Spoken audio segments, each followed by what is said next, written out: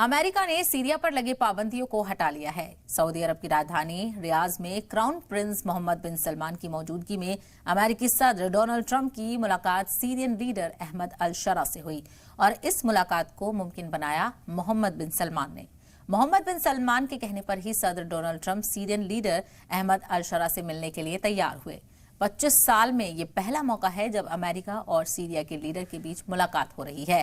इससे पहले साल 2000 में साबिक सदर बिल क्लिंटन और बशार के वालिद हाफिज असद से जेनेवा में मुलाकात के बाद से किसी भी अमेरिकी सदर ने किसी सीरिया लीडर से मुलाकात नहीं की थी। पाबंदियां हटने से सीरिया में अब एक नया रास्ता देने की उम्मीद जगी है, जिससे मुल्क में अमन बहाली के लिए नई राहें फराहम की जा सकेंगी।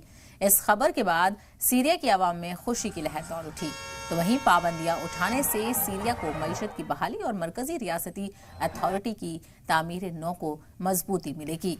तो एक तरफ मुलाकात की तस्वीरें आप देख रहे हैं, तो दूसरी तरफ सीरिया में किस हवाले से इसका पूरा रिएक्शन देखने को मिल रहा है वो तस्वीरें हैं। चूंकि खुशी का माहौल है, सैंक्शन हटे हैं और ऐसे में यकीनी तौर पर जो आने वाले दिनों में हालात बेहतर होंगे उसके हवाले से ये खुशी की लहर देखने को मिल रही है, क्योंकि मईशत में इजाफा देखने को मिलेगा और जो पाबंदियां हटने से लोगों को आगे के मौके मिलेंगे उसमें भी इजाफा होगा।